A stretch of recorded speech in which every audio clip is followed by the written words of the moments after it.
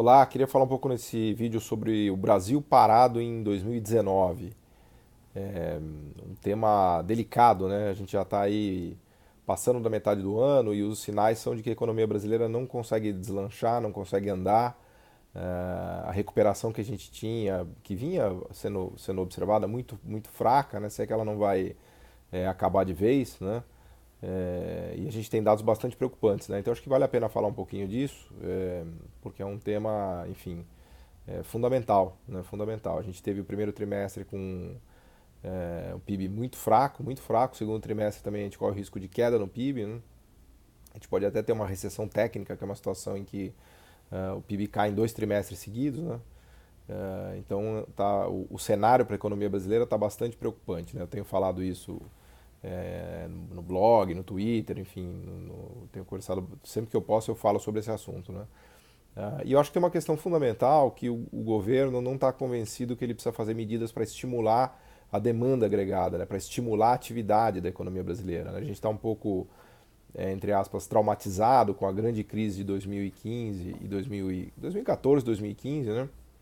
Em que medidas de estímulo à demanda foram bastante utilizadas, né, ali no final do governo Dilma, em 12, 13, 14 principalmente. Né, a gente teve muita tentativa de estimular a demanda, né, mas que acabaram não surtindo efeito, né, até porque a gente já vinha de um ciclo de expansão de crédito, a gente vinha de um ciclo já meio de desgaste da economia brasileira, né, porque ela teve uma expansão muito forte de 2003 até 2012, gerou milhares de empregos, né? Foi um momento de realmente forte expansão econômica, mas muito baseada em expansão de crédito, né? Então as pessoas já estavam começando a ficar muito endividadas ali em 2012, 13.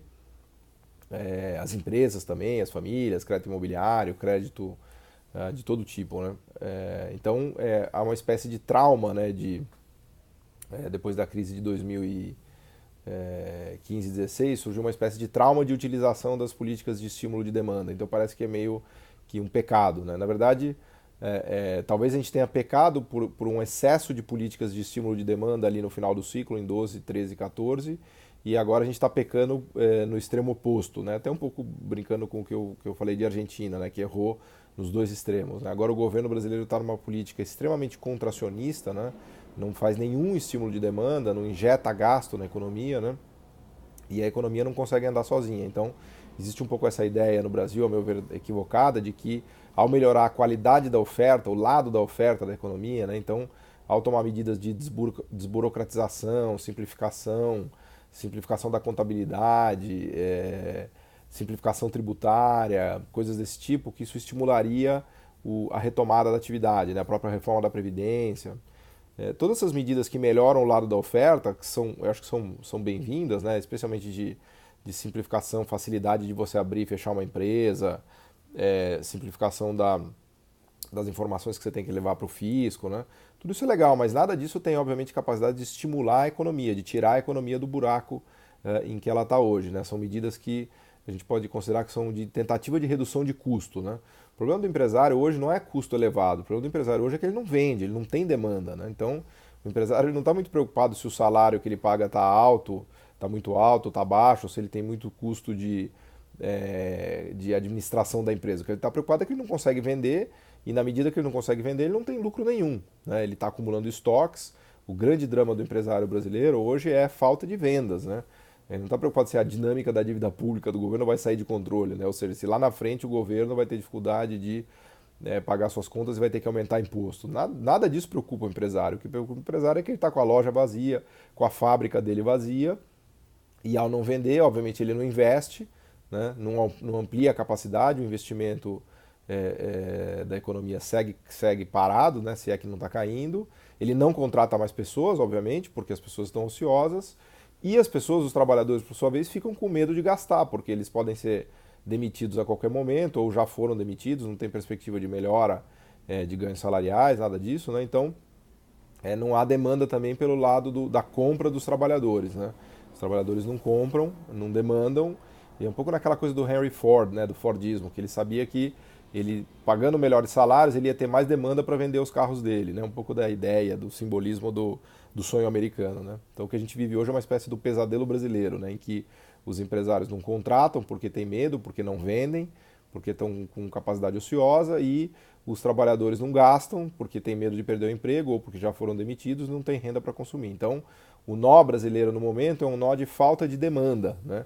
E ele só poderá ser resolvido com aumento de demanda. Não adianta ficar fazendo medidas de melhora do lado da oferta, né? A gente não tem falta de produtividade no momento.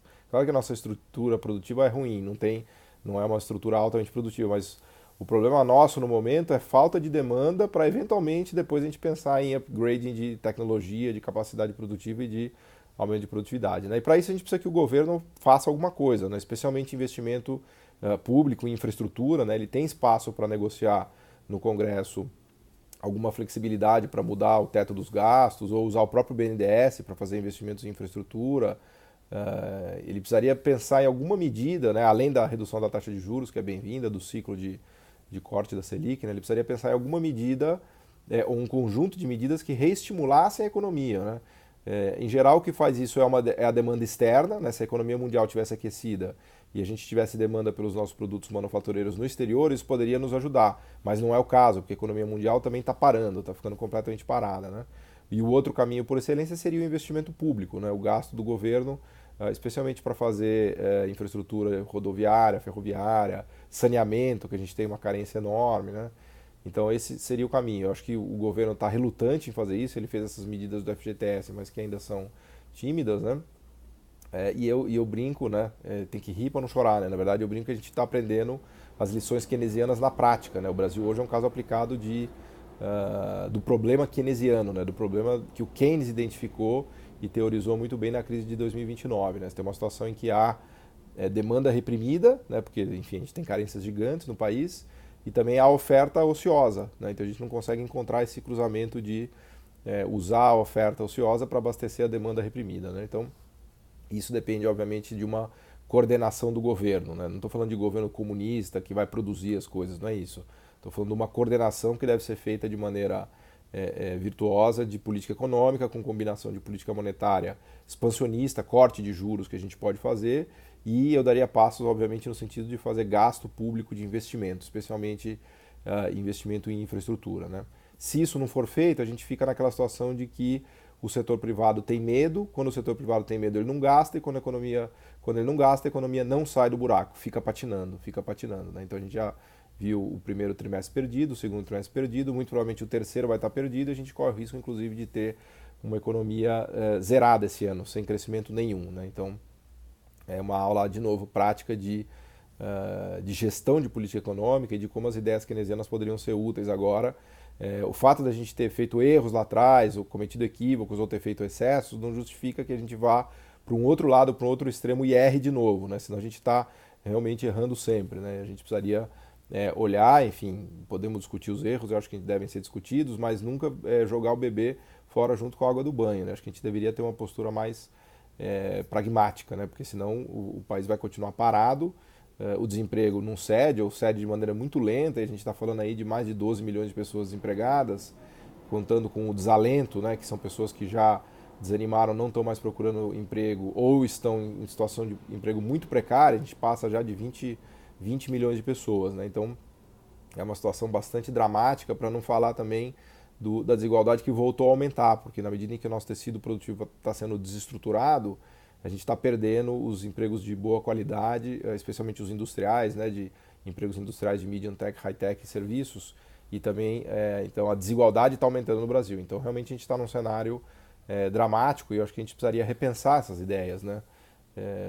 Especialmente o governo revisitar isso, como ele já fez timidamente com a questão do FGTS, mas acho que vai ter que ser feito algo com mais vigor, né? Porque realmente a situação de atividade econômica no Brasil, de fraqueza da atividade econômica, tá dramática, né? Dramática.